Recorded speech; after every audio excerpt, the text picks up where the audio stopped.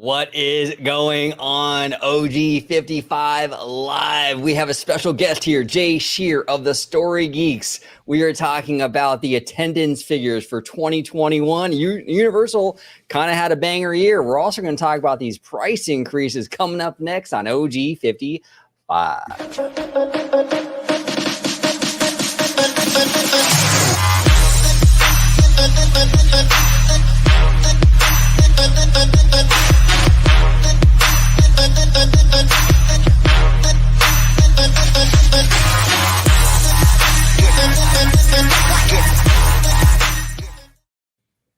Welcome aboard to another episode of OG55 Live. We have a fantastic panel today. We're talking all kinds of stuff, pricing, attendance. It's going to be a fantastic show with a very special guest back on the channel, Mr. Jay Shear of the Story Geeks. Jay, it is an absolute pleasure having you back on, brother. Oh, I could talk to you guys every single time. I love watching you. I love being in these conversations. It's fantastic. So thanks for having me on. It's an absolute pleasure, sir. If you could let everybody at home know where they can find you on social media and a little background on kind of what you do. Yeah, if you check out my channel right here, The Story Geeks, or if you want to subscribe to me on Twitter over here, I cause a lot of controversy on Twitter this week, so go check that out. But yeah, follow me on The Story Geeks. Follow me on Twitter over here. And if you're interested in some of my books, you can check out Death of a Bounty Hunter, which is a weird Western novel. Check out the full cast audio version, which is my favorite, or Time Slingers, which is a time travel adventure story. So there you go. Perfect. Pay attention, it's Joe time. There you go. Perfect. And down below, we got Mr. Family Man 23, host of our Walt Disney World show here on the channel, Citrus Corner. George, welcome back, my man. Thanks for having me. It's great to be part of, I don't mean to take it away from Mr. Vasky, but I'll just say it anyway, part of his robust discussion. So I have to hop on that train.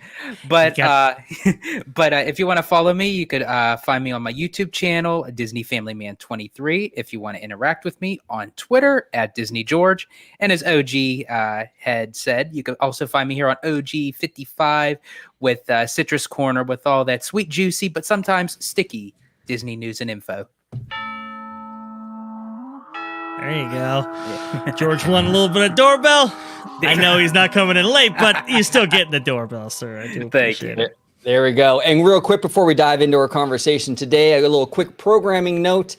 There is a new podcast out there, a Walk with Walt podcast. And this guy down here, George, is part of it. Also, my sister, Ashley, is actually part of that podcast. In the comments, you can check out the link. It's on Apple. It's the Walk with Walt podcast. Support them. Show all that love. It is OG's sister on that. It is phenomenal. Absolutely phenomenal. And George was in there as well. And it's going to be great. I'm looking forward to seeing, what can become of that. But as I had said to OG, I'm OG55 crew for life. So this is my home and no matter what. Yes, absolutely. All right. So let's dive right into some of this attendance information. This kind of dropped, I believe, today. And it's kind of shocking to be completely honest. So it says here, this is from Robert Niles of themeparkinsider.com.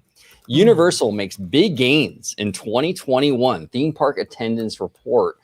And I'll be linking this down below after the show. But in terms of Florida, you can see here Magic Kingdom. Number 2, Islands of Adventure. And number 3, Universal Studios. What is going on? And then you have Hollywood Studios, Epcot, Animal Kingdom, Busch Gardens, and SeaWorld. Now that's Florida. So Universal made some ground over in Florida. And in terms of California, they did pretty well also. I mean, we have Disneyland, of course, number 1. But number 2 was Universal Hollywood. And then DCA, Knott's Berry Farm, Six Flags, and SeaWorld. This is very interesting news.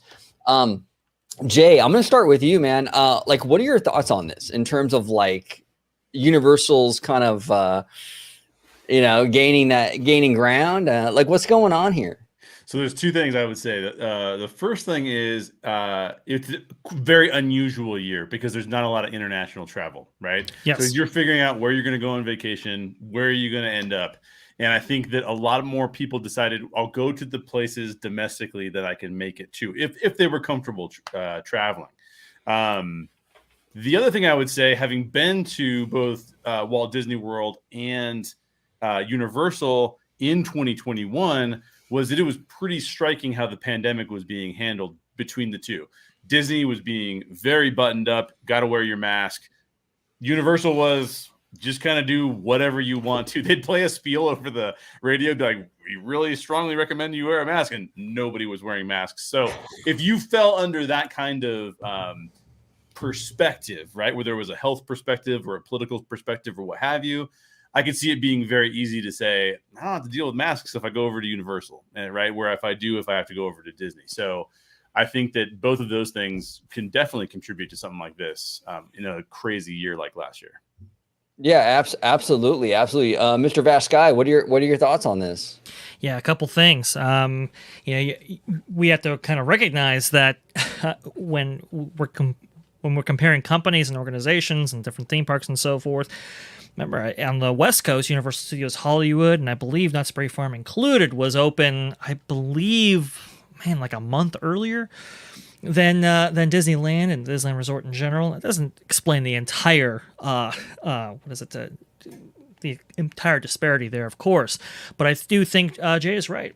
I do think because Universal took a little bit more open of an approach, both when it comes to its regulations on inside the park and when it comes to capacity limitations on the outside. We'll remember that Universal Studios Hollywood and Orlando were very, very quick to bring down, take off the reservation system as quickly as they possibly could, and then limit capacity on the back end, right? Whereas Disneyland and Walt Disney World didn't take it to that same degree. Obviously, they've maintained their respective reservation systems on each coast. So I think a lot of this has a lot to do with it, right? And that's why the apples and oranges comparisons between the two companies, at least on the East Coast, is a little bit tough to gauge. Maybe on the West Coast as well, because there are those capacity restrictions that Disney has set on themselves, right, in order to control daily attendance. Obviously, that's going to be reflected in the annualized numbers. Yeah, no, 100%. And I think Chapek has even said as much at like his quarterly earnings, like they want less people spending more. Right. So like when you see that kind of pan out and you see their attendance numbers dip, that could be largely by design, And, yes. And by the way, Dre, I do want to apologize, sir. I did skip over you on the intro, so I'm going to go ahead and real quick before we go any further, I got to do it. And now, the man with many titles, bringing you juicy news and info, squeezed fresh right from the Grove, Mr. Vash Sky. Well, I do. Okay, all right. There you go. Thank you, guys. I do appreciate the chat. By the way, I see you guys. Wizard Showcase, Matthew Murr, Casual, of course. I do appreciate you guys coming on there. Do appreciate OG and dispense with the pleasantries very quickly. If you want to follow me on Twitter, you can go and do so right down there, right below my avatar at Vashguy. Type it in, should pop up. But hey, if you want to see me, well, it's going to be on the channel you watch right now. That's why you should subscribe to OG55 here on YouTube for Freshly Squeezed, your source for juicy news and info, squeezed fresh right from the Grove. We didn't do it. Also, OG, our typical intro from one William O'Reilly. Oh, William O'Reilly. Oh, okay. I thought you were going with. And there's the biggest bargain of all. The biggest bargain of all, of course. It's the biggest bargain on YouTube, of course. But we got to do the Bill O'Reilly for our live show. There we go. We'll do it right now. We'll do it live. Do it live. I'll write it and we'll do it live. Thing sucks. There we go. I do appreciate OG. Wait, but these numbers. I will say these numbers do reflect. I mean, we heard Brian Roberts talk about market share and how they were gaining some market share. I believe he was talking about the Floridian market. But if these numbers are at all accurate, or is what if they're consistent with what they're seeing on the internally, I can see why Brian Roberts would say, CEO of Comcast, why he would say that they're getting some market share, because I believe that is happening. Like you said, though, it's more about how much money is spent from each of those guests. That's why that per cap is so important. But I don't know. I mean, this is definitely interesting. I've never seen Universal Studios Hollywood with as little attractions as it has actually beat out Disney California Adventure. I don't remember seeing that before.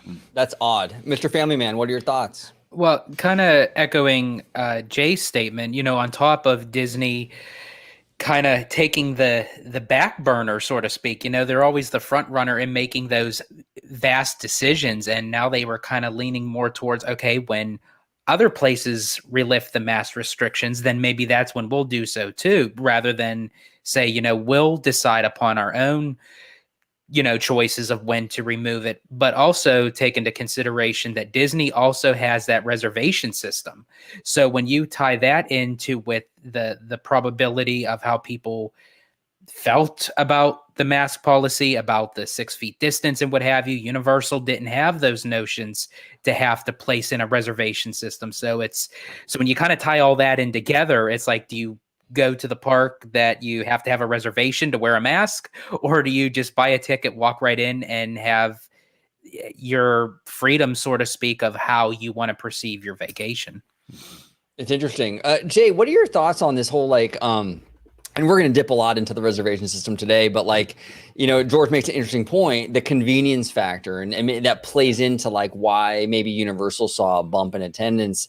What are your thoughts in terms of Disney looking at these numbers going, maybe we should get rid of the reservation system, or maybe it's too beneficial. We'll take the hit on the attendance. Where do you think Disney's kind of at with that? I don't think the reservation system is ever going away. Quite frankly, I just don't, because let's just take this from so you can win the attendance battle. You can win the attendance battle and lose the profitability war. You got to remember that. And it's not just that the big question as it pertains to all of these things, and we'll get into this too, I'm sure, but the big question is, are some of Disney's moves kind of turning away some of their super fans in a way that's going to hurt them 5 to 10 years down the road? Because the real answer is Disney's doing a lot of things that they're going to have big wins with financially in the next few years. So the question isn't whether or not Disney's going to win financially in the next few years. It's 5-10 years from now, will people turn into Universal fans, right? Yeah, it is easier to get into Universal. But I also would say the newest thing, correct me if I'm wrong on this, because you guys know this kind of stuff really well. But if I go back in my head to 2021, into the newest thing that people were talking about, it really was the new gate at Universal with the new water park. So keep in mind that they had a big splash, pun intended, with their new water park, whereas Disney had Rise of the Resistance, which technically came out before the closures. So they had another big draw where you could say, you know what, I'm going to tack on some. I don't have to wear my mask. I can go to a new water park. I'm going to go ahead and tack that on to my Disney, or just show up, like George just said, just show up and just pay to get in and walk in and don't have to wear a mask. So it was a weird year last year. I think we're gonna have to see how this nets out, moving forward. But I do think the reservation system is not. I don't think it's going away. We had a discussion, and we can get into this later. But we had a discussion about what the reservation system actually is, and some people were calling it like a product or a new way of doing a Disney product. That's not what the reservation system is. So we got to keep that in mind. We got to bear that in mind as we look at some of those decisions. But with per capita guest spending up by 17. I was reading through shareholder reports for you guys because I got to do it. And shareholder per capita guest spending was up 17%. In 2021.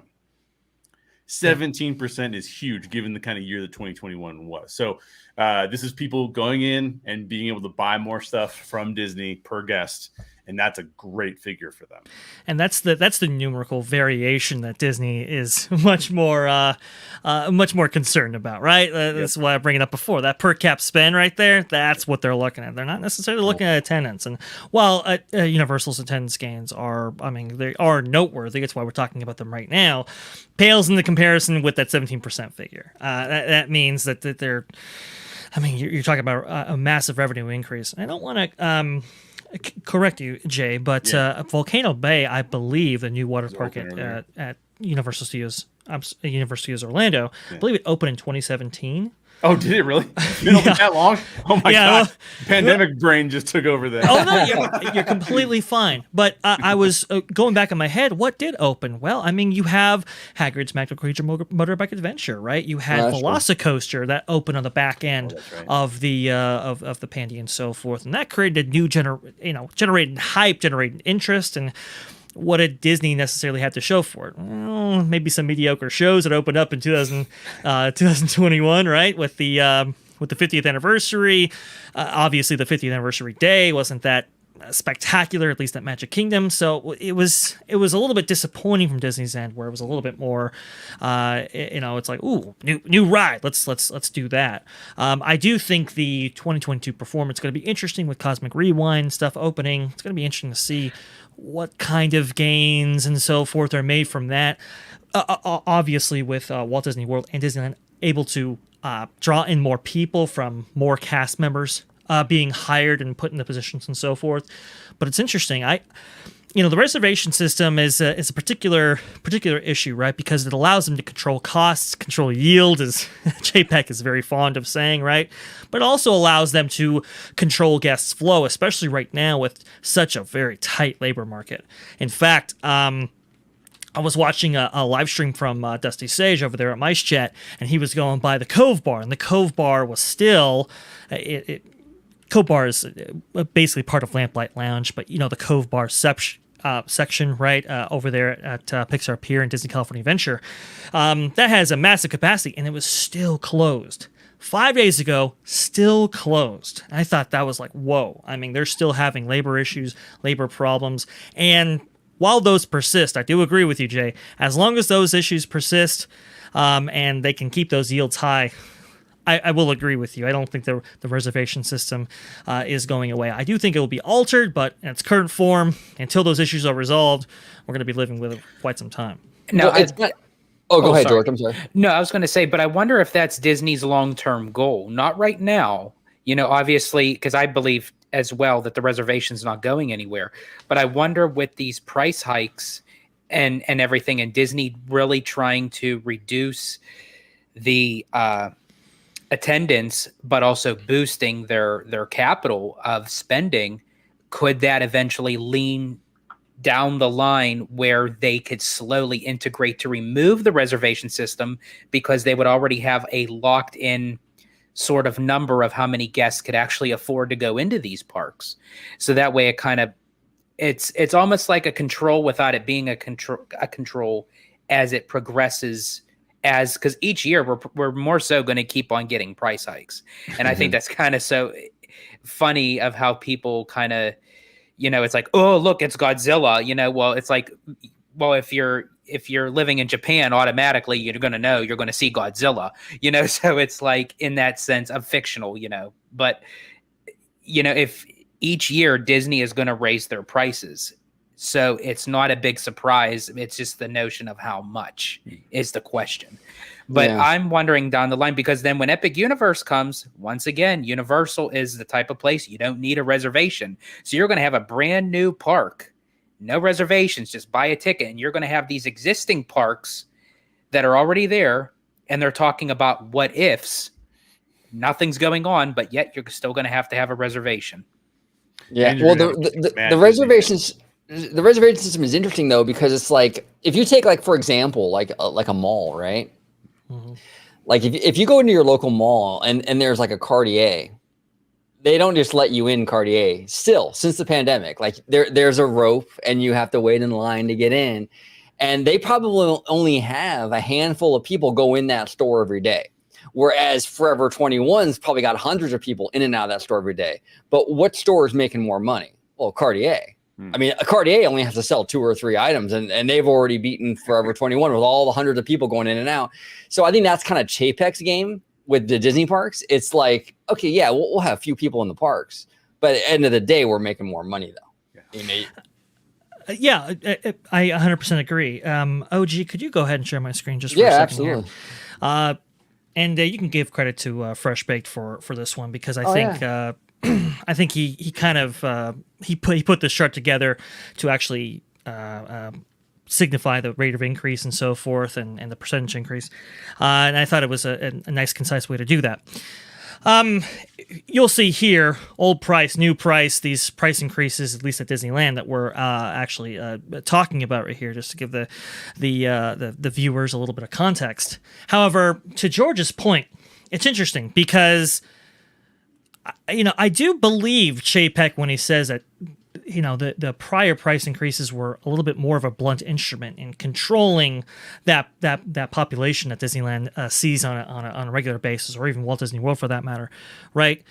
And to George's point, in these kind of down economic conditions, let's say, the reservation system allows them to control attendance through this kind of this virtual way, right? And to stave off maybe increasing prices that would have previously accomplished the same goal. So to your point, George, I think the reservation system is actually being used in lieu of price increases and not in conjunction. Because if we see the rate of increase right here, you'll see the average increase fluctuates anywhere between 6 to 9%, which is pretty much in line with inflation. I believe I saw a June year-over-year number that was suggesting that inflation was about 9.1%. Jay, that was the research that you found? Yeah, it's over 8. So it was like, somewhere between 8.1 to 9, somewhere in that range. Right, it fluctuates from month to month, but that's about what it is, and that's about what's reflected here. And that tells me they were, yes, these are kind of operating costs increases, let's say, more so than just like trying to price people out. Because if you look at historical trends in terms of the rate of price increases, they very well supersede inflation. Jay, you had an example before from 2019, you were saying? 2019. So the rate of increase in ticket price was 8% on average, which was about the same as we just got. Correct. The rate of inflation in 2019 was 1.81%. Huge. Huge. Yeah. Which, I mean, you have to, any price increase of doing business, you have to offset that, right? And so I think that's what this was more about. I think from Chapek's viewpoint, I think he does want to increase costs of services on the back end rather than just the increasing prices to actually get into the park, which is kind of consistent to the philosophy of before. And I'm talking like way before, back when Six Flags first opened. Six Flags was actually more expensive to walk into than Disneyland. The reason for that being, as OG astutely pointed out before the show, you had to pay for every single attraction to actually, ride when you walked into Disneyland. The price of popcorn, price of this, price of that. I mean, they nickel and dimed you pretty good there. That's why the price was a little bit less. Whereas Six Flags was an all-encompassing price. It's you rip the Band-Aid off once, but then when you walk in, you can walk on as many attractions as you would like. And so I think they might want to get to that kind of realm, at least during this economic time period that we're living in. Well, this whole like all-inclusive thing really started with Michael Eisner, because at that time Disney was like a sinking ship. Mm-hmm. So he was doing everything he could to get people into those parks, to get people into watching those movies. Like, he was trying everything to save this company. So he was trying to lure people in. And I think people kind of got like, the fans kind of got like accustomed to that, right? And there is a level of entitlement there with fans, and we'll definitely get into that. Jay made a fantastic tweet earlier. We're going to dive into the responses because that was just gold, absolute gold. But I think it's going to take a while for Disney to kind of untie this knot. I mean, they were kind of giving these parks away for many, many years. Starting with those Michael Eisner years. Look, a lot of fans, they like to complain, Disney's very expensive. Not really. I mean, not really. If you really look at it, before all this stuff happened, right? It was $1,400 for the most expensive annual pass at Disneyland. It got you unlimited access to the park. Unlimited access, free parking. And now that's the price for the Jack Num Num cookie. Right, yeah, but you didn't have to, but the thing is that you only had to go like, maybe 5 or 6 times to pay that pass off. Well, annual pass holders do that in like 2 weeks. I mean, they were losing money on those passes, absolutely losing money. And now Disney finally opened their eyes. Oh, what are we doing here? And they're reining people in. And now the fans are upset. And it's an emotional thing. We get it, but even to the people that travel for these like once in a lifetime vacations, and I do completely, understand where they're coming from. If it's a once in a lifetime, you can't. But if you really even go back to the 80s, the 90s, I can't ever recall people saying, "Oh, I've been to Disney World 10 times in 1 month." I've been to 5 trips. So to me, Disney for vacationers was always that once, maybe every year or every other year. And then it sort of kind of transitioned into, okay, with the annual pass holders, even out of state annual pass holders, like, okay, how many times could we go a year to get our money's worth out of these things?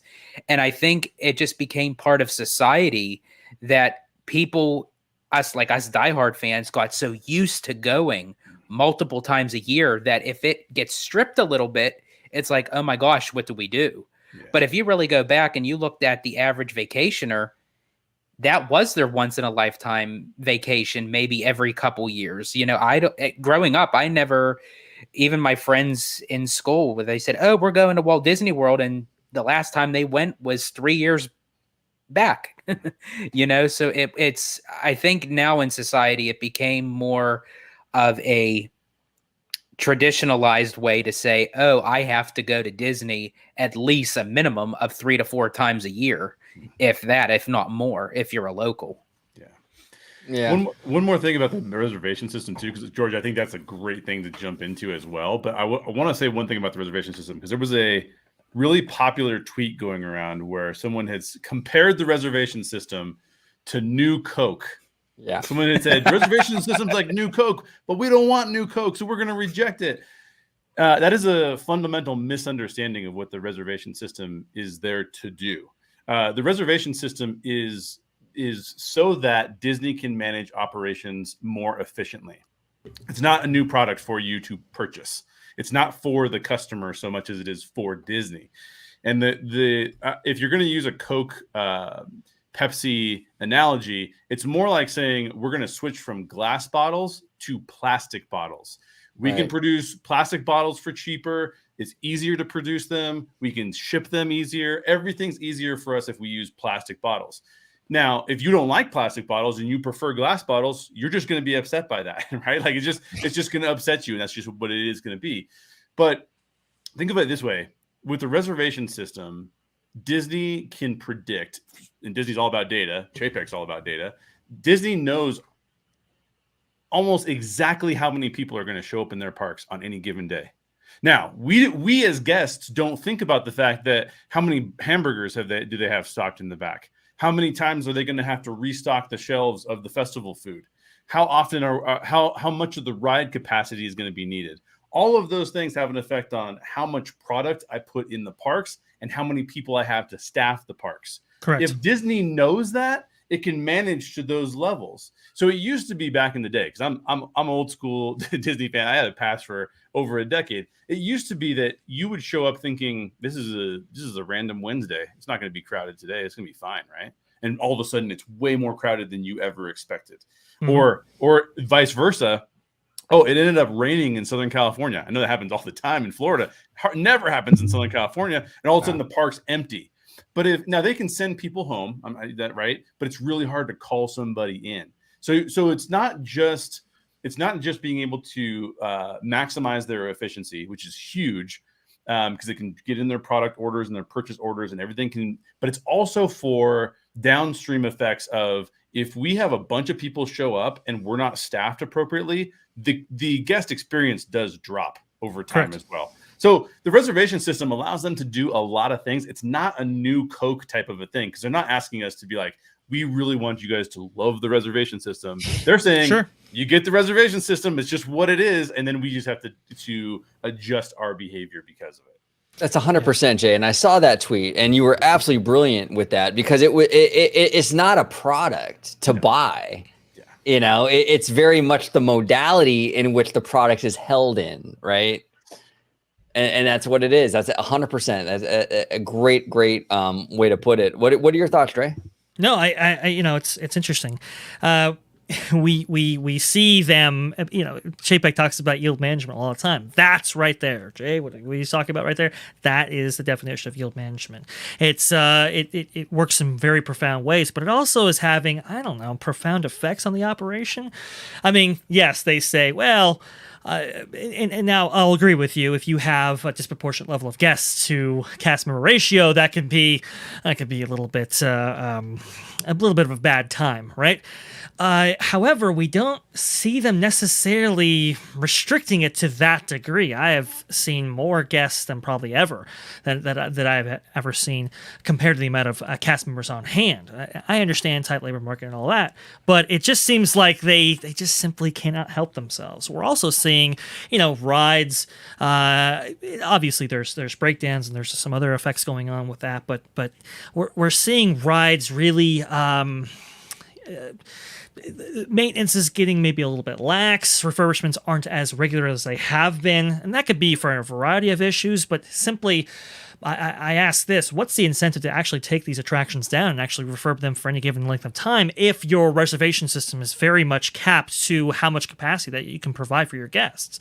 If you want to maximize how many guests actually walk through the door, there's not a lot of incentive to necessarily pull that right down for refurbishment, and we're seeing the effects of that as well. Hopefully, that's not a permanent thing. Maybe it might be more supply chain driven. Let's say they can't get parts for certain things that they actually use to maintain these attractions. I know this is the same. This is the case for like Radiator Springs Racers, for example. Every single one of those cars has to undergo a heavy rebuild every 80,000 miles, and yet they can't get the necessary parts to do that, so they have to actually have less cars on the track to kind of get them through here. We'll see if those things can abate anytime soon, but I don't know. It really has changed the dynamic and the relationship that people have with these parks, particularly as George pointed out with locals. I mean, it used to be something that you can kind of casually step into and utilize and so forth. And Chapek says, "Oh yeah, we love that, but we also want to make room for the people from Colorado as well."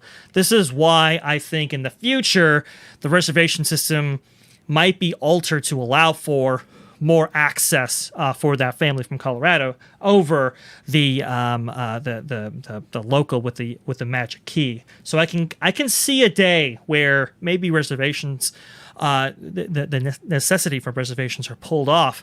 Maybe on the weekdays for ticket holders. Maybe only implementing a reservation system for everybody during major events, major holidays, major weekends, and so forth. I can see them kind of going back and forth on this, but for right now, I think the complexity of it all, and then Genie Plus, I think is a big one. I think it's got a lot of people kind of like, I don't quite like this. Also, too, just Twitter made up of a lot of locals, so that's kind of the clientele that you're facing there. Well, I do think there is actually an incentive though to take rides offline. If you take a ride offline, then what does that do? It makes longer lines for the other attractions, which what does that do? It sells more Genie Plus. There is that aspect to it that you know what I'm saying? Like if you take one big ride off, then all the other lines are going to be longer. But to that argument though, OG, I remember my first day in California. I had this conversation with Dre actually on the day at Disneyland. And I kid you not, every single ride was almost, I'd say a good 70-80% of the rides were down. And that was on a Sunday. And it went from Big Thunder, it went from Space, it went from Buzz Lightyear. Hell, it went to It's a Small World. Like everything was done. As soon as one got back online, another one went down, and then another. There was the demand for having these attractions to stay up where the percentage was less having them up than done. And what I was hearing a lot of people saying in line was, "Oh, I'm going back to Main Street because I want a refund on my Genie Plus." Because they literally paid for the whole entire day and they couldn't show for it. So they were going into the Genie Plus line, but the ride was breaking down for a return time. But then that alters with one of their reservations for something else, or it was something with their dining. And so just hearing just on that day alone for the Genie Plus, it kind of hindered the fact of that these people were buying this product, but they weren't getting their money's worth. Now, Jay, go ahead, George. I'm sorry. No, so and then the next day it was the complete opposite. Everything was back up. So I don't know if it's like if that was just a hit or miss type of day, or if that was Disney's way of kind of resetting things to kind of see how it would play out with Genie Plus.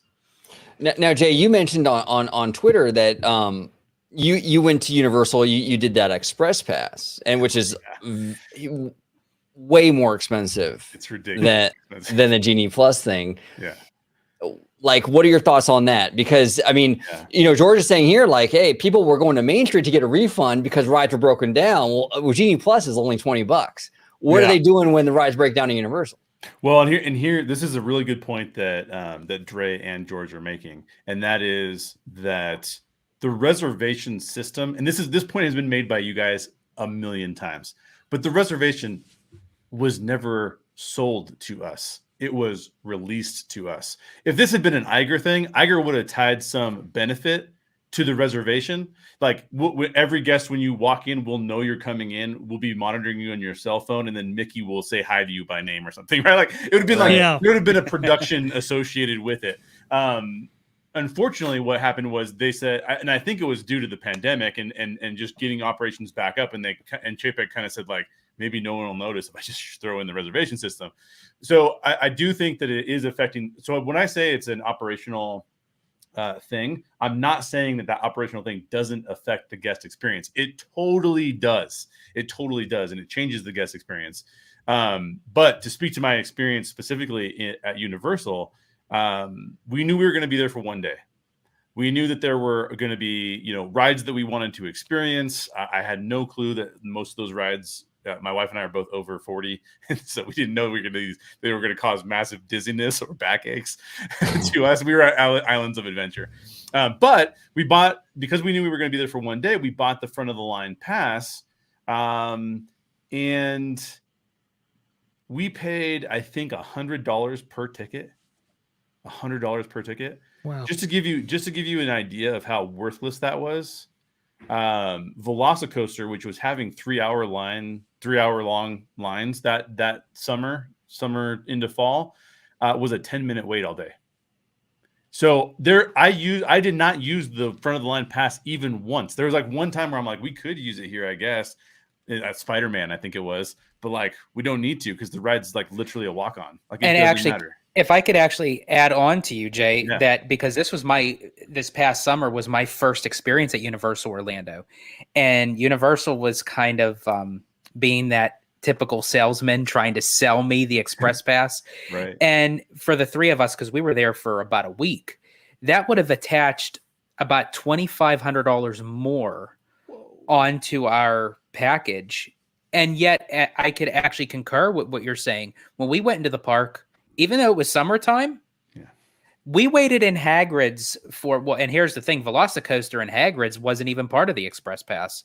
So we waited in line for Hagrid's, and it said a 3 hour wait.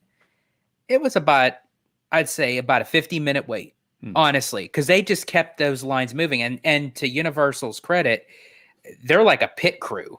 Like when they get people on, they get you on, and then the ride goes, and then they get you off, and then they set, Disney likes to kind of take a little bit more of a slow and steady wins the race, sort of speak, to get people on and off the rides. But I'm actually glad that I didn't get the Express Pass, because to spend almost an extra $3,000 on something that I wouldn't have needed. Oh man, that.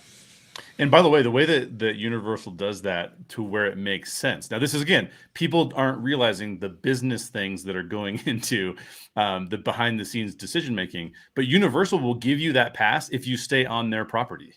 Yes. And pay for their hotel room. So what they're saying there is, we'll trade the cost of the front of the line pass, because guess what? The front of the line pass, it doesn't cost us anything. Now, if you're staying on property at one of the higher end hotels. That's a good point. Yes, I'm glad you clarified that. Yeah. So you're going to pay us So what does the per capita guest number do? It goes up, right? That's what they're doing with you. And by the way, it's not as much of an operational cost on their standpoint. You get to the front of the line, right? Like Now, so. Jay, when you compare the Express Pass to, have you used Genie Plus yet? I have not. I'm going to use Genie Plus. Hopefully, assuming I'm healthy enough to go, I'm hoping to go to Disneyland in November. So I have all my I bought Genie Plus as a part of my package for that time. You see, I think Express Pass, while it is expensive, don't get me, no question, it's far more expensive than Disney. I think they're going at it about it in maybe a better way for two reasons. One is they really do cap that number down. You can't. They don't continue to sell Express Pass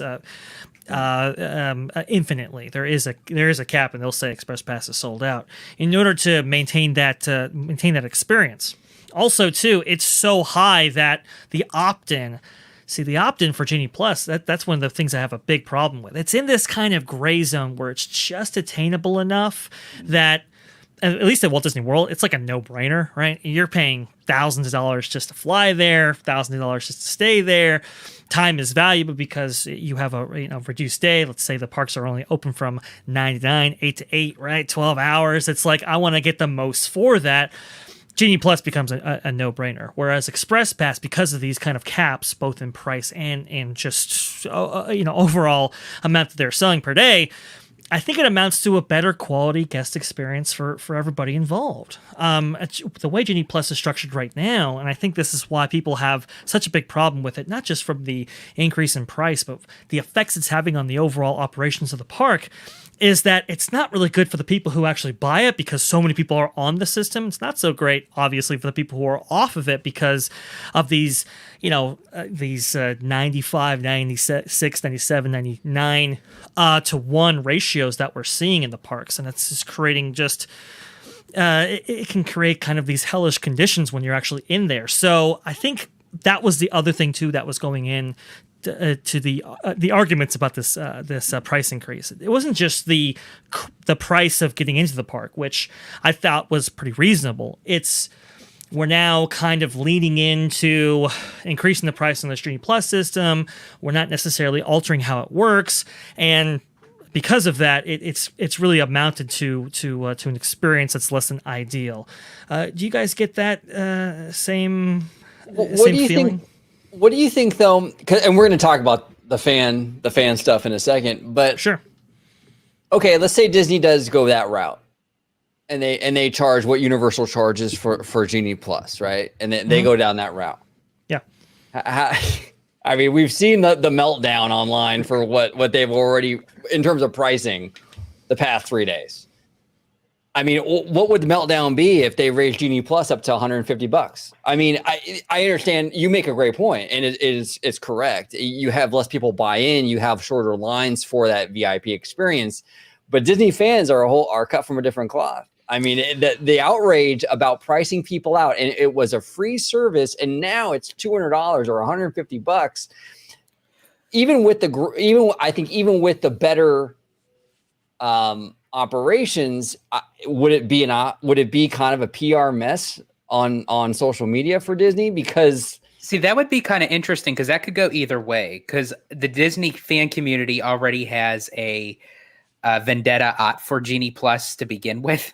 So I don't know exactly how they would feel towards the notion of it raising anyway if they're not going to use it. I think that the ticket prices, they would kind of have a more beef with Disney of raising over Genie Plus, but you never know. Us Disney fans in the community, we beat to our own drum. So anything of a price increase for anything, may set them off. You never really know. I actually think so. Here, I'll just give you my take on it. And this could be totally wrong. It's just my opinion. But my take on it is that the reason Genie Plus has been priced the way it is priced is largely because of what's going on at Disneyland. Now, let me explain why I say that. The Universal and Orlando, although all the Orlando parks, they're mostly destination parks, right? So you're making your decision on a lot of these things before you even show up there.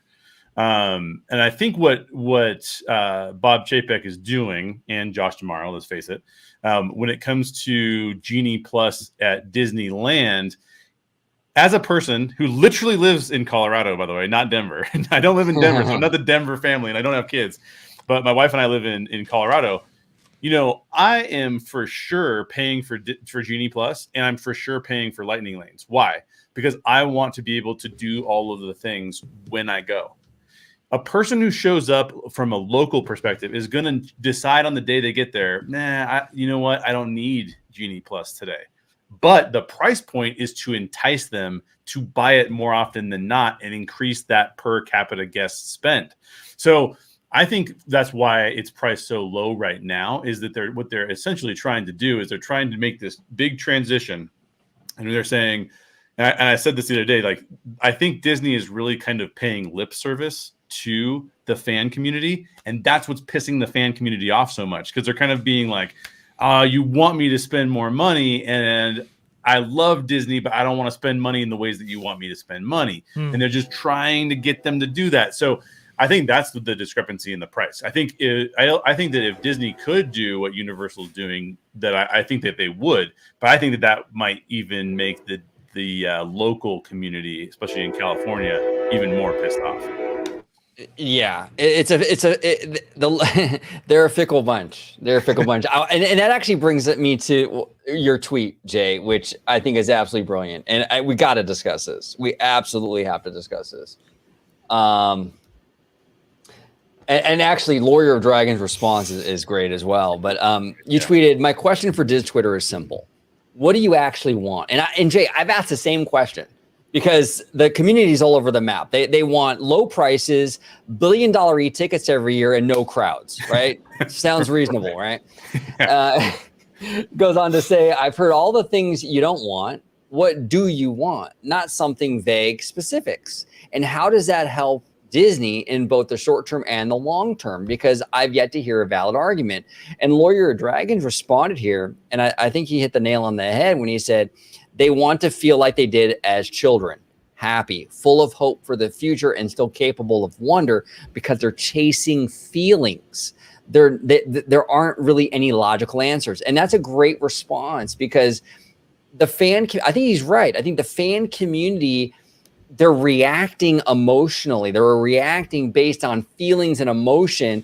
They don't know what they want. They want to feel like they did when they were 9 years old, when they first walked into Disneyland. That feeling is never coming back, y'all.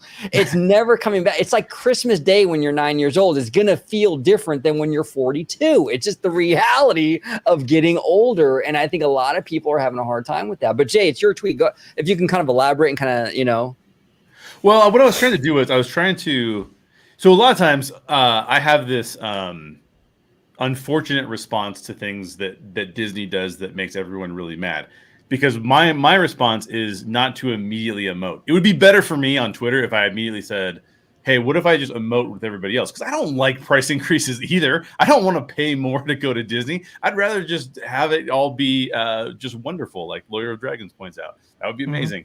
But what I try to do is I try to understand it from a business level, because one of the reasons I love going to Disney so much, and I still love going to Disney, is that the art of business is always at play. Not only art for art's sake, but the business that puts the art forward. And so as I hear people complain about this, I'm kind of trying to think to myself, like, okay, you want CMs, cast members, to make more money. Okay, cool. Yeah. You want new rides, and you want the rides to be fully operational as much as possible. Okay, yeah, that makes sense to me. You want to be able to go and, get your corn dog, have your festival food, then go see a nighttime spectacular as well. And you don't want to pay any extra money for some of those extra benefits. Of course, food's going to cost you money, but other than that, you don't want to. So then I started to just ask myself, like, okay, then we can't have all these things. It's impossible to have all these things, because guess what? Disney would go out of business. Yeah. Earlier you said that Disney was almost going to go out of business when Eisner came on board. Walt almost tanked the company several times. If you didn't have Roy to help him out, it would have been gone. So you want these things. I want these things too, right? Like, I really want these things as well. But the problem is that Disney has to be able to make money. And every time Disney does something that, Cosmic Rewind comes out, well, guess what? You're not paying any more for Cosmic Rewind. Now, granted, these days we can say you can buy a lightning lane and stuff like that. So there's an element of raising money there. But if you want all of these things and inflation is going up, we've come out of a pandemic where Disney had a loss in 2020 for one of the first times, long time that they've had a loss. So how are we going to sustain the company as fans? We're super fans of this thing. How do we sustain the company so we can continue to get this experience? And I think Lawyer of Dragons hit the nail on the head. It's kind of like, well, that's not what's at stake here. That's not what Twitter is responding to. They're responding to this sense of, and I think I said it to you, OG, in a DM. There's just a lot of entitlement because of what we were given for the last 10 years, and so our reaction to that is to have a pretty negative response to Disney doing anything that could possibly affect the way that we feel. And I feel that way too. So I don't want to suggest that I'm out here on an island being like, yeah, raise the price. It's like, yeah, exactly. I'm not there. But I understand. You don't have a financial stake in this, do you, Jay? Because no, go. Yeah, I don't. I don't even have Disney stock. And so for me, I'm just saying I understand why they're doing it, and I'm hoping that they can. You're talking about the reservations. That's a big change that they're struggling to adapt to. I want them to thrive in adapting to it so that we can really benefit from it. So that's kind of my take on it. But what do you guys think? What is your take? What do you think, George? Yeah, I mean, I could actually see both ends of the end of the spectrum, because I'm one that, I'll speak out my frustrations. I'll speak out the things that I dislike. I'm human. We're all human. We have our triggers to say, oh man, this sucks. This is that. But at the end of the day, it's a business.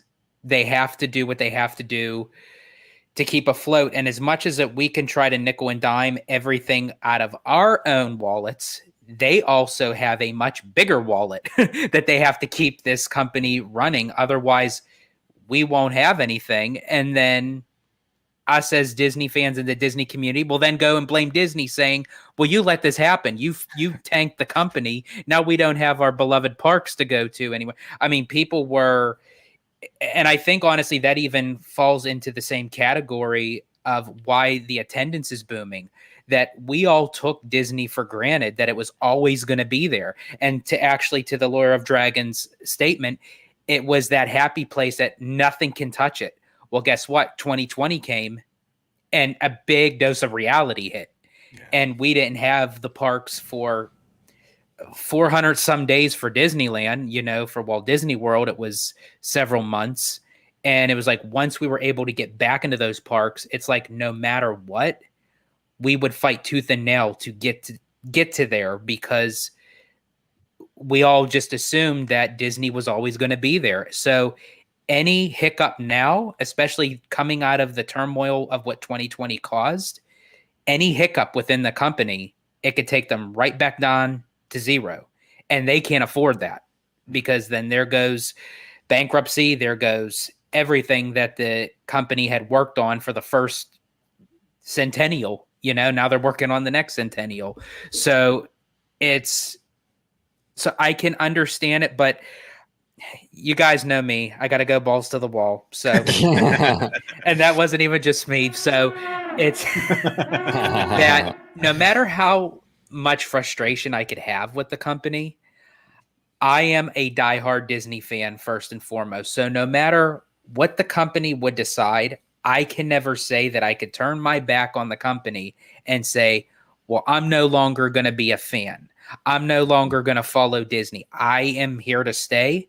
I may not like it. I may voice my opinion, but at the end of the day, Disney's my thing, and it'll always be my thing. George, it's interesting. It's funny. I get called a shill all the time. Why aren't you mad about reservations, OG? Why aren't you mad about this and that? And it's like, I'm just not mad. I'm honestly just not mad. Now, there are things about Disney that make me mad. If you guys have been subscribed to my channel for a while, you know that on July 17th, when they cut Walt Disney out of the anniversary, I was mad. I made multiple videos and I was furious. But if I'm not mad about reservations, I'm not going to pretend to be mad about it. I'm just not mad, and I'm going to be honest with my audience. I'm going to tell them when I'm mad and when I'm not. And there's a lot of things that Disney does I think the community overreacts to, in my opinion. They're not raising prices on your grandma's insulin.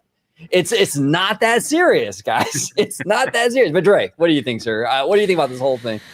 Well, it's an emotional product, and people have an emotional attachment. So whenever you alter that product in any way, shape, or form, that's going to come with an emotional reaction. 9 times out of 10. But also, too, I mean, I think the outrage is partially a reflection of maybe some cultural changes, right? I mean, I just reading some report that millennials and Gen Z have to grow up in they have to grow up at a time when maybe they might not.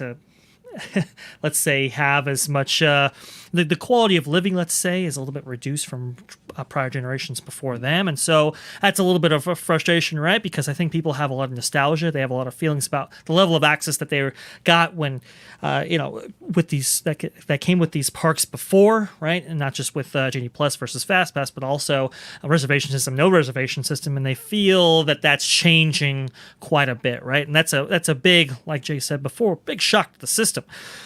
And so that's going to have a visceral reaction, for sure. Justin Doyle says, I wanted to go ahead and bring up some comments here. Justin Doyle says, Chapek takes stuff away, but never does anything to try to lessen the blow for the loss of things being taken away. In the past, Disney took something away, but gave you something to take your mind off of the change. He doesn't continue, but I assume that's what he said. And yeah, I mean, it's a little bit of that. I think Jay is correct. I think, Iger, and we were talking about this before, but the kind of show business, right? With Iger, show was a little bit, show was put out in order to kind of allow to to obfuscate, let's say, the business side of things, right? The business was a little bit more recessed, whereas Chapek's, he's definitely business oriented, and the show is kind of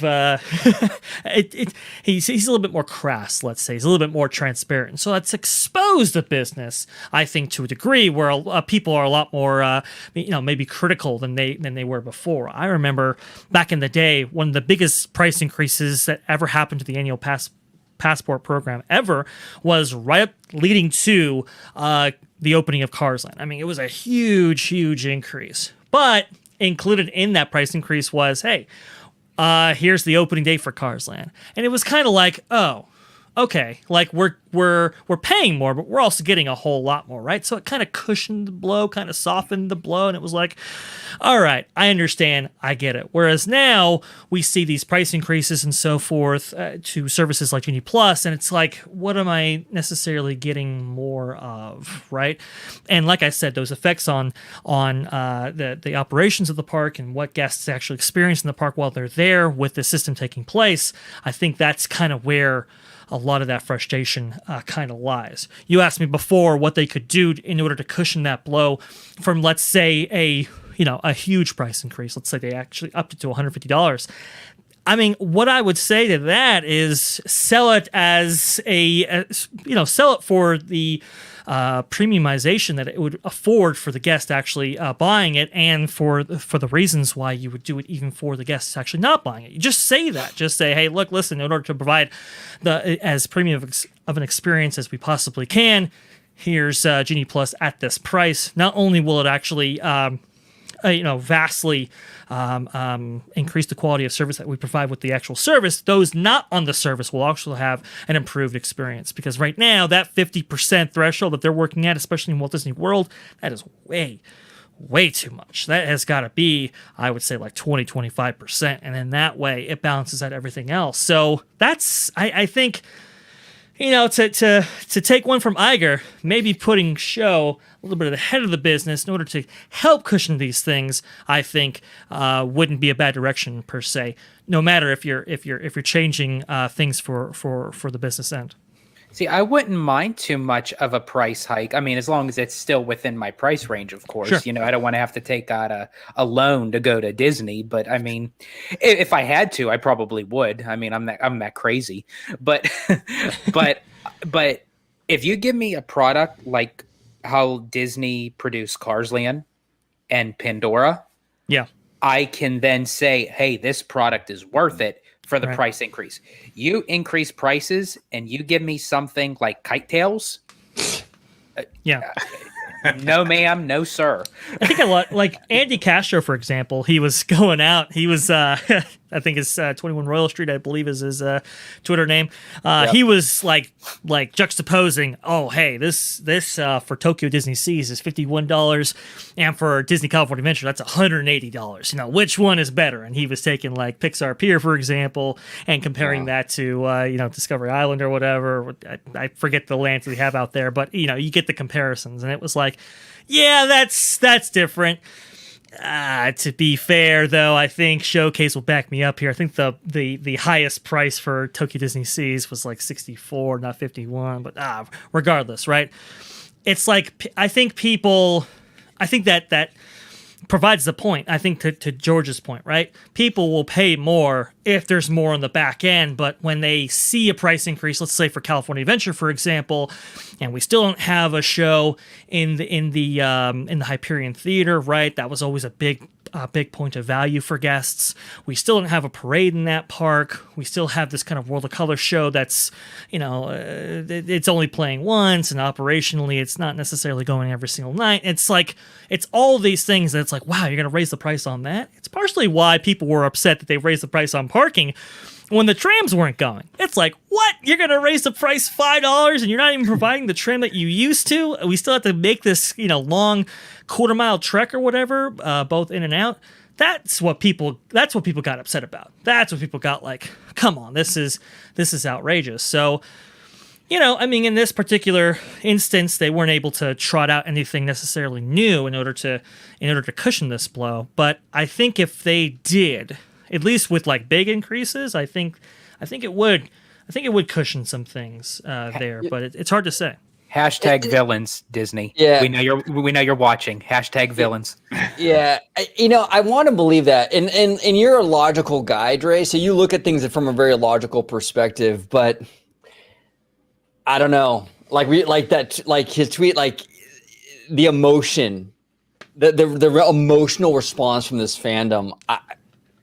I just don't know. I don't know if okay, we're gonna raise prices, but here is a shiny new land. Oh yeah, we're happy now. As fans, we're happy because fans weren't happy when they built 14 acres added to Disneyland. They were still bitching and moaning about pricing and this, that, and the other. And they added 14 acres to the park. I mean, even if you look at right now, look at the stuff Disneyland has on the roster. We got an e-ticket coming in Runaway Railway. Sure. Right? We got the e-ticket coming in Runaway. We got Tiana Mountain, right? Yeah.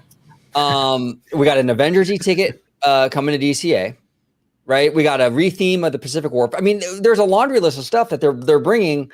I mean, it's not like they've halted, investment into this park.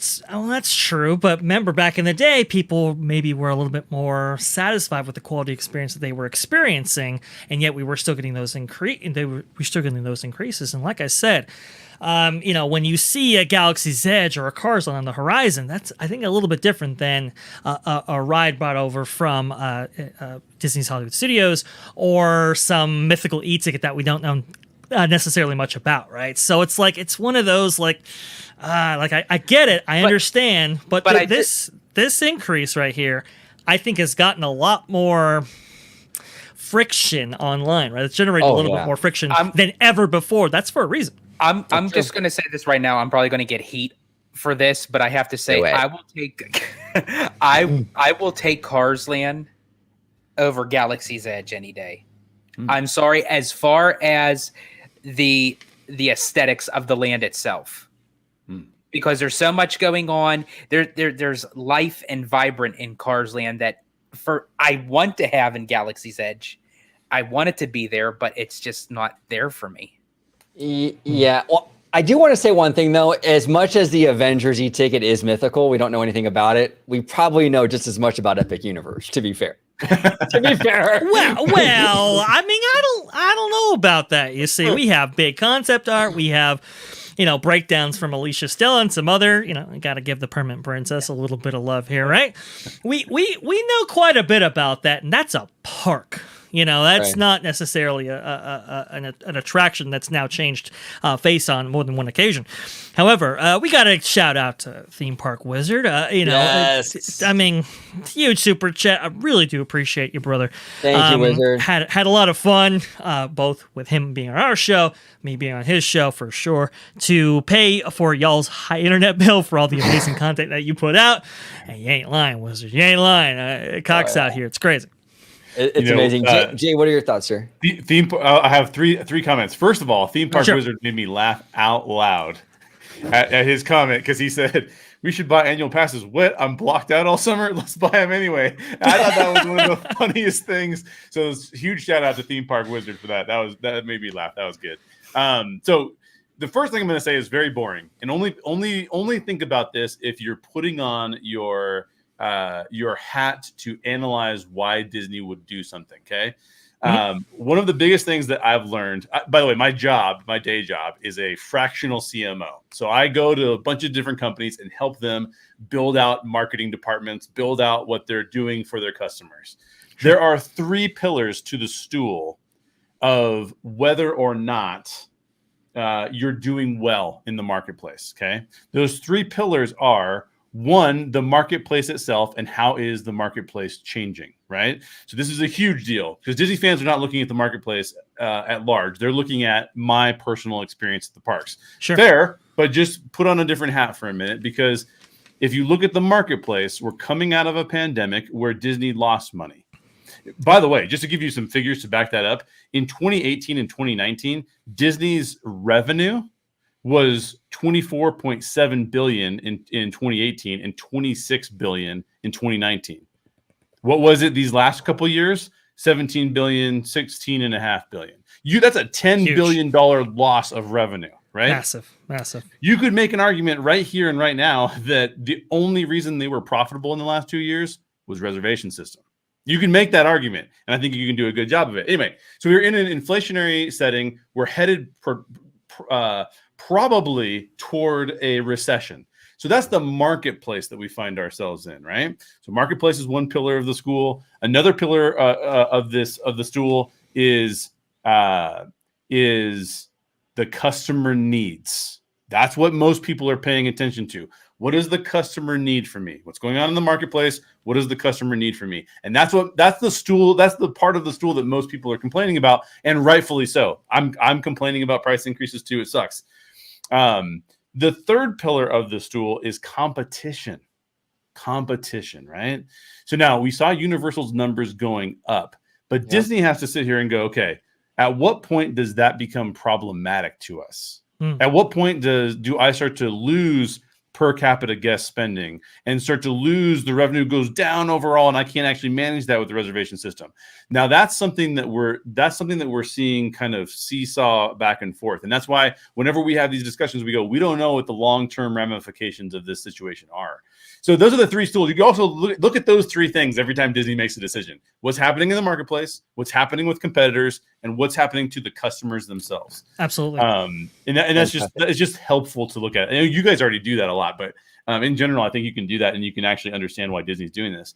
To answer the question specifically, related to what I would have done, okay, here's the thing I would have done.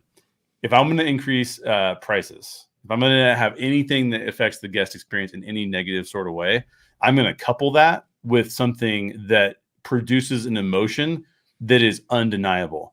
And I have no idea why there wasn't more emphasis on the Ryan Reynolds announcement of Deadpool 3 with Wolverine and Hugh Jackman coming back as Wolverine, and that kind of covering some of these price expenses. It felt very weird because you had D23, then you have a few weeks later, you got this huge announcement for Deadpool 3. And if you pay attention, I know OG, you watched John Campea. I watched John Campea too.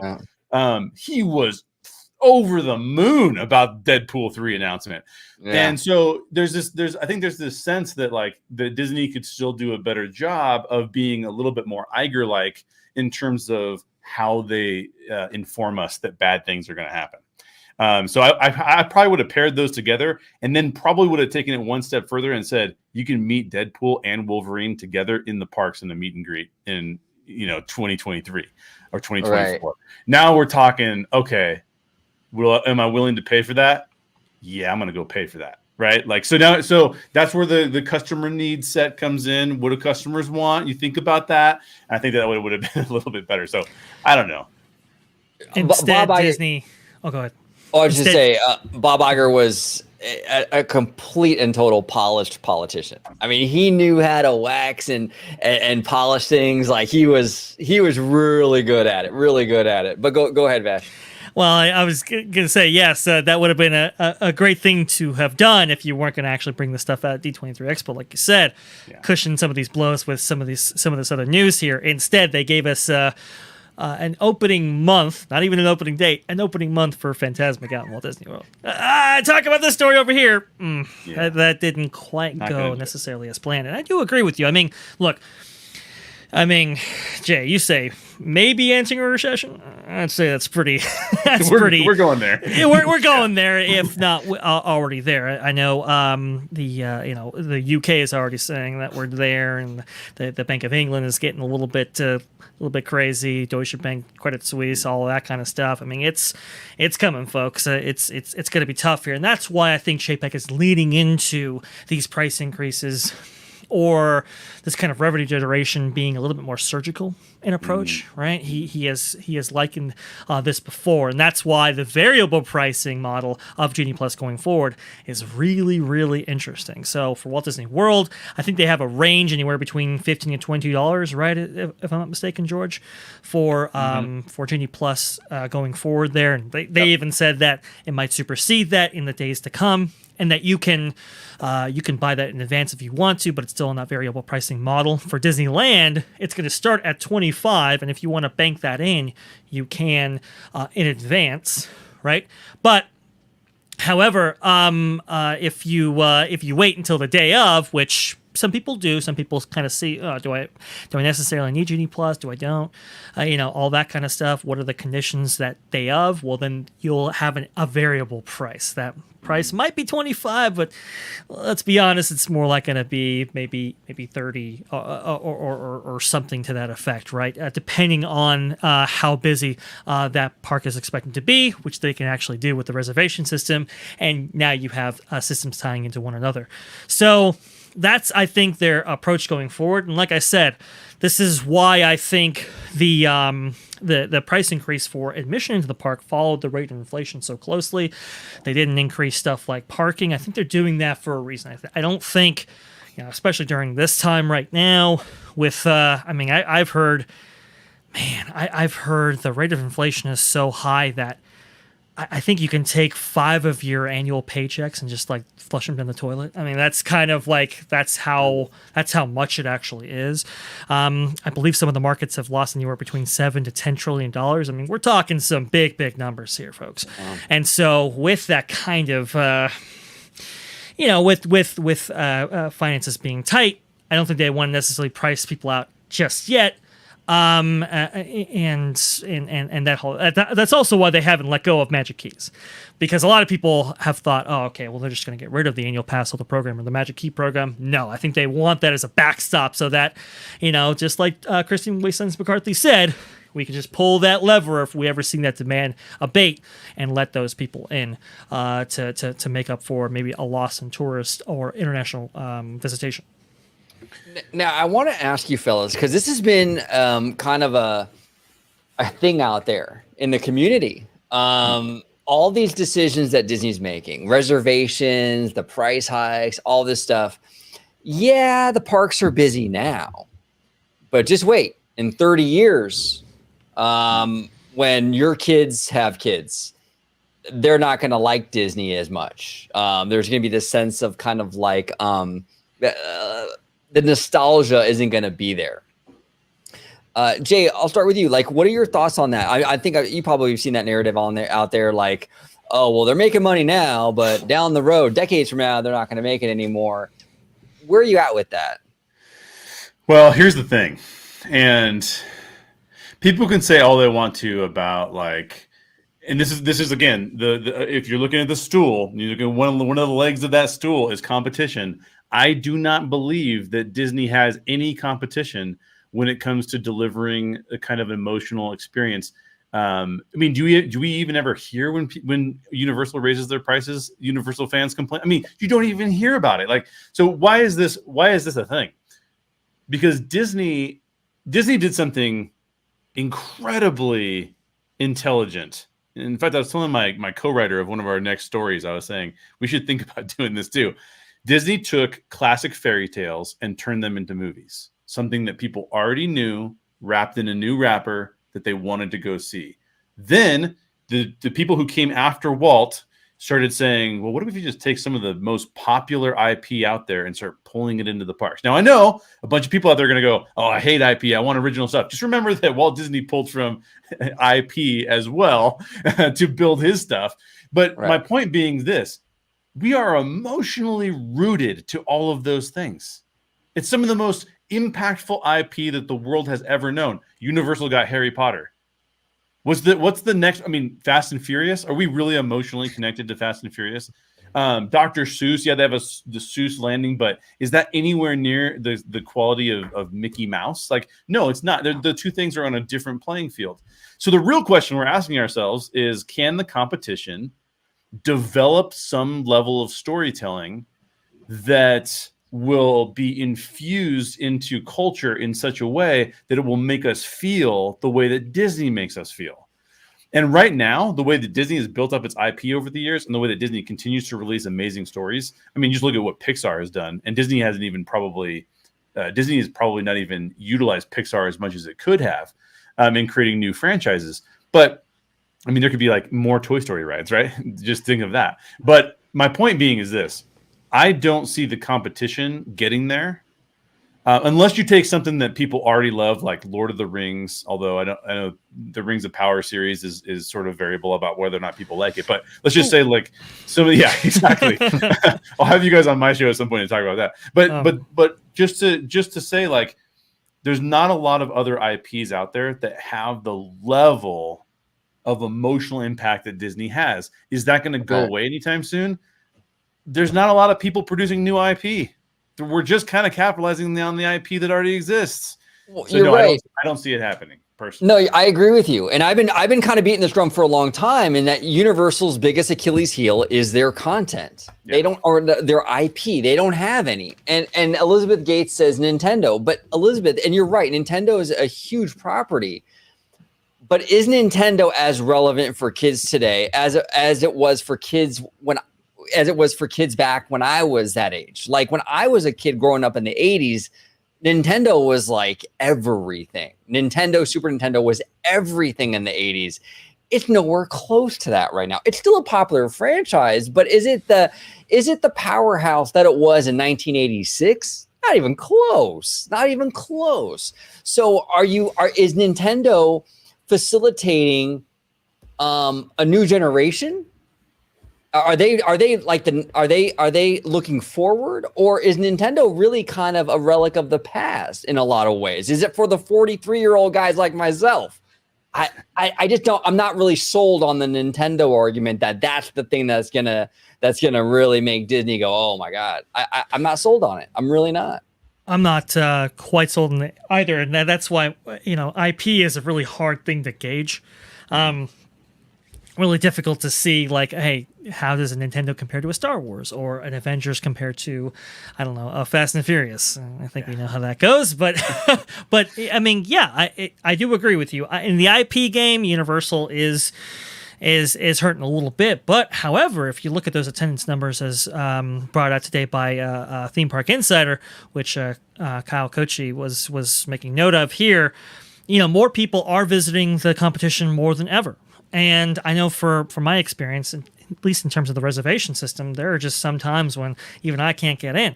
And so, but I still want to visit maybe a Southern California theme park when I'm actually in Southern California. So where do I go? Well, that's where I bought a year's pass for Knott's. I haven't done that in years, but because Disney was keeping me out, I said, hey, let's go over to the competition. Let's see what they have. And I do agree with you, Jay. I think in the kind of magical fantasy type lock that Disney has in that market, nothing necessarily comes close. However, I found myself having a really great time. And I think that's a little bit reflected in the Theme Park Insider numbers. We have more people visiting the competition than ever before, when compared for that year versus other years, right? And so as people get more exposed to that, where's the loyalty going to be generated? Is it going to necessarily be Disney, who has a very kind of complicated set of systems that you had to kind of go through, or is it going to be, the lesser complicated parks like Knott's Berry Farm or Universal Studios Hollywood? It's very interesting because Universal has actually put out some surveys on this, OG, asking, hey, was one of the reasons why you visited Universal over Disney was due to the lack of complication, right?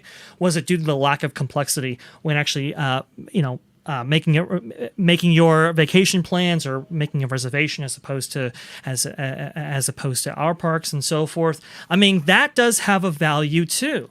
And when people actually experience that value, hey, not everybody's going to be swayed, but some people might be. And again, that's kind of the loyalty thing that I think a lot of people have kind of alluded to. I know Fresh Baked had a tweet about that specifically, that Disney was kind of banking on the loyalty that they had inculcated for the last 10 to 15 years, or cultivated, let's say. But, it does beg the question, what loyalty are they generating now when consumers are, seemingly so dissatisfied? But the thing is like, our consumers, their loyalty, nostalgia hinge on operational convenience. Like, I'm not so sure. Like, it's easier to get into Universal than it is for Disney, but does the efficiency of getting in necessarily facilitate nostalgia going forward? I'm not 100% sold on. George, what do you think? I mean, it all comes down to the fact that Disney has the heart and soul that other theme park enterprises don't have. If you even look back into the rich history of Disney, where you have this one person, this one entity who created this entire company, that you actually follow through his journey from beginning to end. How many companies can you really say that you follow the founder literally from ground up? Right. And it continues even after his legacy is gone, even after him, which he actually stated. Walt himself said, how he wants the company to thrive even after Disney, even after himself. So I think there's just some sort of quality that Disney has that I think they'll never lose. That light will never burn out, no pun intended, of the top of the firehouse. But also to the notion where, if you compare it to other things, yeah, they may be thrilling, they may be exciting, but they just don't have that heart and soul that I feel like that Disney had formed over the years. And it's just something that just will not break, that when a generation to a generation is showing these to their kids and their kids are shown, I think it's just too far along the path and Disney knows this. And I think that's why Disney continues their price increases, because it's the notion that they know people will go.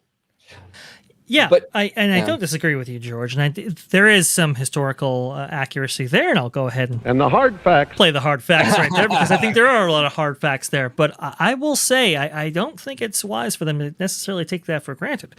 Look at Star Wars. I thought Star Wars was going to be with us from it's just as relevant as it ever was, maybe even more so.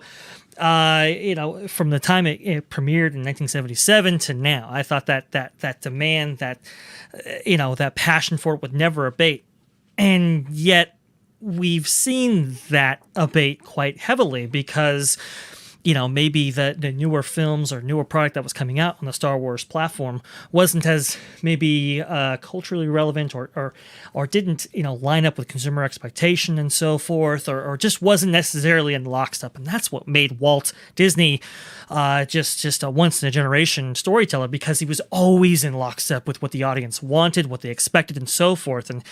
And so you look at Star Wars, and I just thought it was going to be like a generational thing. It had been passed down from one generation to the other, like you point out with Disney, and yet that chain was broken as soon as they did not, understand consumer expectations. As soon as they kind of maybe didn't pinpoint exactly down where the audience was regarding that franchise.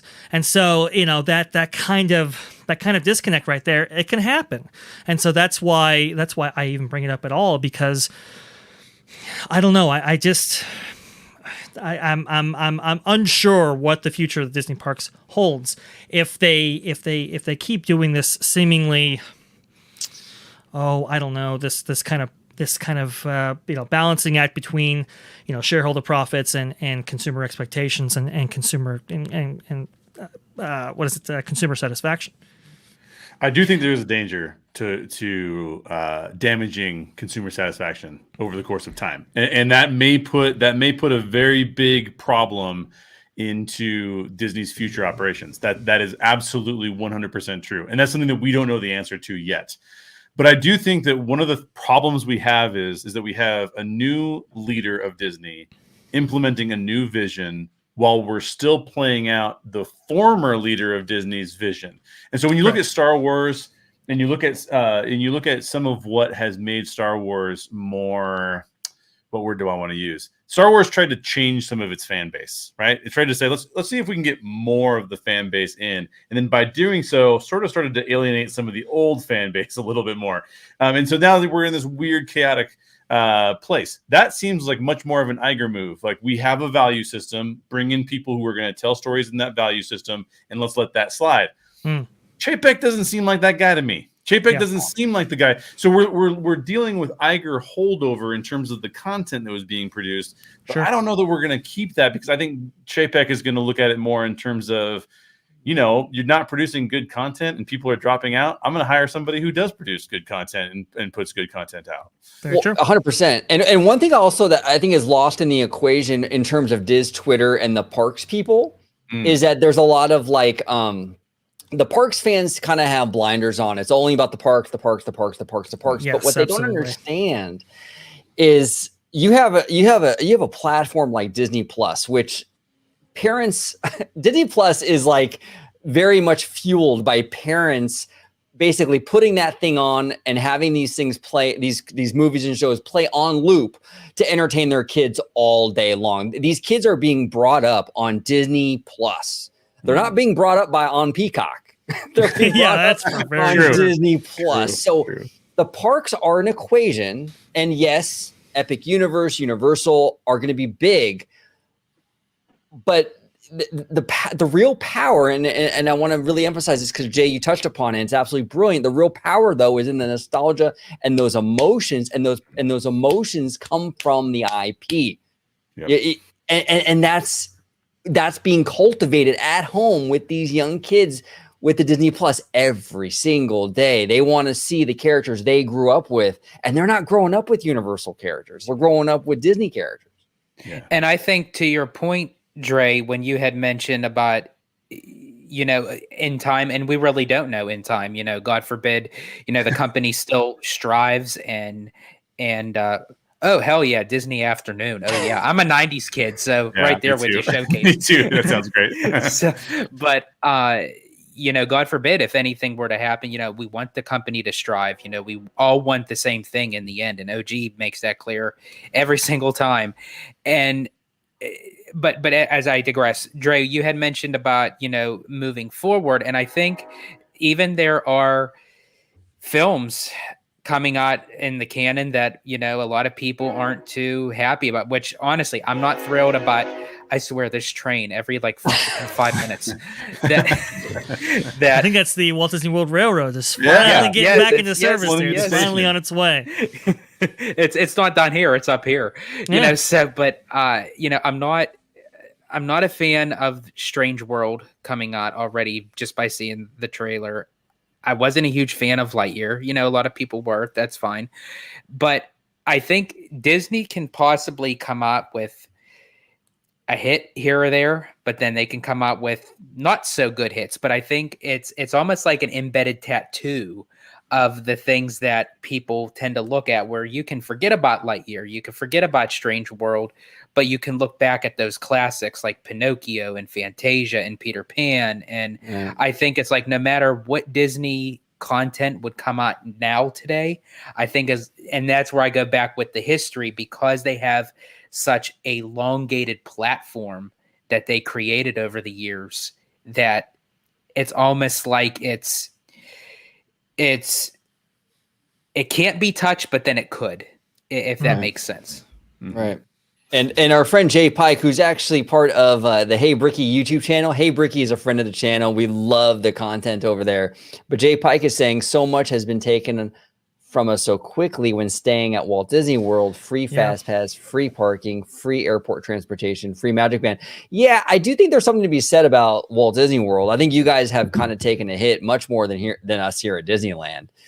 I mean, maybe, and that's maybe as a Disneylander why I'm not as like upset. I mean, I think the Floridians are a lot more mad, and maybe that's why there's a lot more being taken away on that coast. I think I can give you my true opinion of the free airport transportation, but I don't think the MPAA rating would allow it. You're gonna have to age restrict this live stream here, I think. No, I and there was a commercial that kind of made the rounds again. Jay, I don't know if you saw this, but there was an old commercial from like just a few years ago of all of the amenities that they would include as part of your vacation for a trip to Walt Disney World. And it was pretty like, wow, okay, we used to have free Magic Bands, we used to have, parking included, we used to have transportation. It's like, wow, we have lost quite a bit. So yeah, it's and this is back to that conversation we had before about like, it's the nickel and diming. That's really what has gotten a lot of people kind of upset. So when you increase those fees and so forth on the back end, that's really where it's like, oh man, it's that constant negative reinforcement, right? Because previously it was, once I got to Walt Disney World or Disneyland, I'm good, I go. Now it's like, do I necessarily need that magic that magic band? Do I need to purchase it? Oh man, I got to pay for parking as well. Oh, I got to get that airfare service. Oh, I guess I need Genie Plus. It's that constant like reinforcement of this is expensive, this is expensive, this is expensive, this is expensive. And so the expectations in terms of quality of experience, are raised that much further because you're constantly kind of paying for it, both on the front end and on the back end as well. But the loyalty thing, it's a very interesting conversation. This is why we invited Kenna on, which we had to have her come back on at some point. But I had her on because she told me something that was really profound, really interesting. She's like, I'm Generation Z. You guys had like the Renaissance era of films that actually came out that really kind of, let's say, indoctrinated you into the Disney kind of brand lifestyle and kind of connected you with it in a way that us Generation Z hasn't really had. And so we kind of feel differently about Disney as compared to the, our preceding generations. And it was like, whoa, that's kind of interesting and profound. Now, Ali will back me up here in the chat. If you look at the Nielsen ratings for films that are streaming right now, Disney is still number one. I think Moana was on that list, and Encanto was on that list, and they're still doing that, but it's interesting, I know our stories are different. OG, you were a fan of animation first, and that got you into the theme parks, whereas I was Disney parks first, right? And that got me into the extended Disney brand. I think it's quite interesting. When you look at this kind of quality difference, let's say we have a friend, Wildest Ride, that we occasionally talk to as well, and he always talks about how Disney doesn't necessarily spend a whole lot on the park side of things. They spend a lot on the studio side of things. And and this is why I kind of fight for a little bit more of a balance, because people have different ways of getting into this fandom and creating that loyalty. And I'd like for that to balance out a little bit more than it has in very, very recent years. I have 2 points. Actually, one of them is Alia's point. Sure. but Alia says, and I'll come back to you, John D. Believe me, I will come back to you. I just want to make this point real quick, John. Alia says Encanto is huge and it blew up because of TikTok, which is Gen Z. But here's the thing, and she's right about that. That's definitely Gen Z. But here's the thing also, and I don't know the answer to this. But I'd be interested in seeing the data on it if there's some way to quantify it. I don't know. Kenna makes a point. Okay, we didn't, this younger generation didn't grow up on the Renaissance era, like the really good Disney stuff. So therefore, there's not that same nostalgia. I'd be really curious to hear adults now that maybe were adolescents or youth during some of Disney's weaker periods, maybe like the 70s. I can answer that. You know what happened? What's their love for Disney or you know what I'm saying? What about, I don't know. Go ahead, Dre. It was the re-releases. Remember, they would re-release a film every 7 years, and so my mom would tell me stories about going to a Disney film every year or so when they would actually re-release stuff like Cinderella, Sleeping Beauty, and so forth. So that's kind of how Disney stayed culturally relevant at a time when their new releases weren't so good. So it's one of those things. And Disney Plus, I would agree with you, is kind of providing that on some end. But like I said, I would like it to, look. Maestro just recently had an update, right? They took a photo of the exterior of Jolly Holiday, and to John D's previous comment, he said, let me just go ahead and bring it up right now real fast because we are going to be talking about him right now. Disney's planned maintenance is suffering. I believe it is due to maintenance tech turnover and shortages in the labor market, nationwide issue across all sectors. I do agree with you. Ain't no question. There's a lot to be had there. But when you look at this photo that Maestro took of the exterior of Jolly Holiday, it had like 40 light bulbs out. I mean, it was like ridiculous. And it's like, man, can we at least spend just a little bit of cash in order to get some light bulbs changed? Does that necessarily need a maintenance technician to do that? Can we get somebody up there? So it is one of those things where it's like we're having all this money funneled towards the studio for this product that may or may not hit, while we have the thing that's really generating revenue. I'm kind of suffering. I understand there's a lot that goes into that conversation, but I would like to see that balanced out. OG, take it away with John D's comments there. Captain John D, thank you so much, sir. Incredibly generous. Thank you for all your support as always, John. He says, where else can you get ball to the wall and train horns on a Friday night? Another great show, boys. Love to see Jay on with the whole crew. We love Jay. Jay, we have to have you on more, brother. We absolutely love you, man. Hey, anytime. I love being on, so anytime. We love you, man. And Captain John D goes on to say, best source of deep Disney conversation on YouTube, cerebral and fun at the same time. Well, thank you, Captain. We do appreciate that, sir. We love you, brother. We love you. And we're going to close it out pretty soon, but we're going to go through some of these. Alia says here, competition is good for Disney. So to me, it's a win-win. It's not yikes. Do agree. That's true. And let me see here. And I wanted Jay Pike had one. And actually, Jay Pike's comment here is interesting.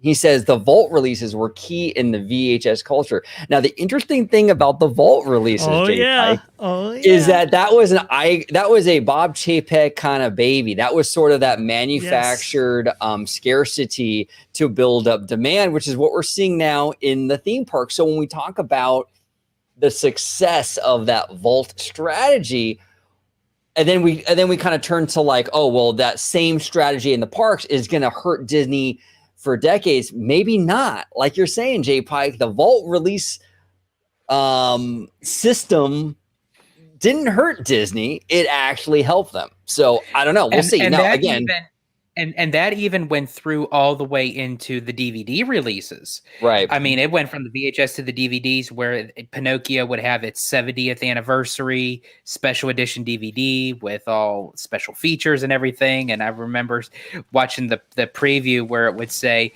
get it before it's gone. There you go. There you go. Yeah. What is it? Like the anniversary edition. There you go. Yeah, not the Diamond edition or any of those other editions, right? So yeah, that was definitely a Chapek thing for sure. I've got to give a bizarre shout out to Jay Pike, because if he's involved with Bricky, the reason I just bought this Detroit hat, and the reason why is I'm not even a Detroit fan, but my dad was a fan of Magnum PI, and Magnum PI used to wear the Detroit hat. And I saw Bricky had one on. He had one with the orange logo. And I go, dude, that is such a dope hat. I got to get one of those. So shout out to Jay Pike. Tell Bricky I said his hat's dope. That's cool, man. That's awesome. Yes. Love Ricky. Perfect. Well, fantastic show. Jay, we love having you on, brother. Thank you so much for coming on, going live with the OG55 crew. You're always welcome on the show, brother. We would love to come on your show, talk some Andor or Rings of Power, all of it. And House of Dragon. Have you been watching House of Dragon?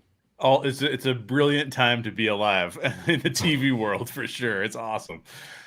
It's absolutely incredible. But Jay, if you can kind of remind everybody at home know where they can find you on social media, my friend. Yeah, you can just check out my YouTube channel, The Story Geeks. We talk about stories and what makes them so impactful to culture and why they're impactful to culture. But you follow me on Twitter. This is the handle right here @JShear.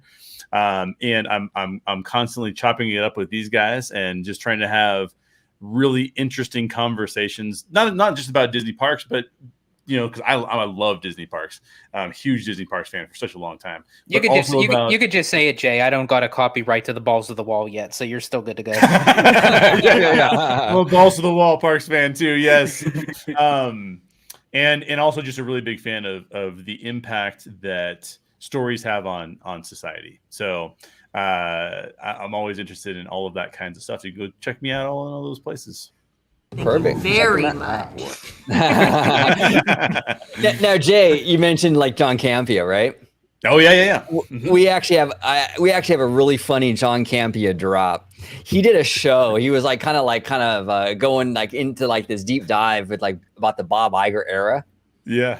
And Campea, man, he goes balls to the wall. Like John Campea is a very passionate dude, And this drop right here, man, I couldn't even believe it when I saw it. But man, it is classic John Campea. I'm gonna go ahead and play it for you real quick. God, I sound like a Bob Iger dick rider. John Campea is fantastic. I love that guy. He is pretty hilarious. Awesome. Yeah, he's love awesome. that drop. He's pretty hilarious. But Vash, I am not going to forget you this time. I'm not going to forget you this time. If you can let everybody at home know where they can find you on social media, my friend. It's all good, sir. Don't even worry about it. It's all right. Hey, you can go ahead and if you want to follow me, you can go and do so right down there @VashSky. Go ahead and just type that in real fast. It should pop up on the Twitter sphere. Just give me a follow if you like I don't know, short form hot takes like what I feature on this show. There's definitely some to be had in there, and for Christine Wastelands McCarthy's sake, it also provides for some very robust discussion that you can engage in right there, so that's fun. OG, you got that drop for me? And there's the biggest bargain of all. Yes, I love it. And if you want to see me, well, it's going to be on the channel you're watching right now at Orange Grove 55 at Freshly Squeezed, your source for juicy news and info, squeezed fresh right from the Grove. Perfect. And Jay Pike, he says, Jay, you have a new subscriber on YouTube. Thanks for making content. Appreciate you, brother. Yes. Love Jay's content. Fantastic. He's that excited. He was so excited. My camera was like, "No, you can't. You can't get this many subscribers at one time. You're done." Yeah, exactly. It overloaded, right? No, please give this guy a subscribe. He just makes phenomenal content. A very, very awesome, very, very cool. We definitely got to come on the show at some point. Oh, I love absolutely. And Mr. Family Man, if you can let everybody home know where they can find you on social media and your new podcast too. Absolutely. You can find me on YouTube, Disney Family Man 23. You can follow me on Twitter @DisneyGeorge. I have to add in, as OG said, the Walk with Walt podcast. You can find us on Google, Apple, Stitcher, all that good stuff. Check us out. We only have the one episode, but many more along the horizon. It's all about the rich history and the nostalgia of Walt himself, and things that people may not know about the company or may not know about Walt. So it's a different take on than just talking about the regular traditional stuff that everyone talks about in the Diz community. And of course, you can find me here on OG55 with Citrus Corner with all that sweet, juicy, but sometimes sticky Disney news and info. Yes. And Showcase says Carl's Jr. still has a great value with raised prices. It absolutely does. And Showcase is kind of hinting here. He wants us, Jay, I don't know if you've seen our Carl's Jr. drop. No. Yeah. I want to see it. This is to close out the show. Let's do it. This is to close out the show. This is actually, just to give you a little background, Jay. This is actually our buddy George loves Carl's Jr. So I actually just edited this like in iMovie for his birthday show, and actually the audience seems to like it, so we kept it around. So Showcase is asking for it, so here it is, the Carl's Jr. drop.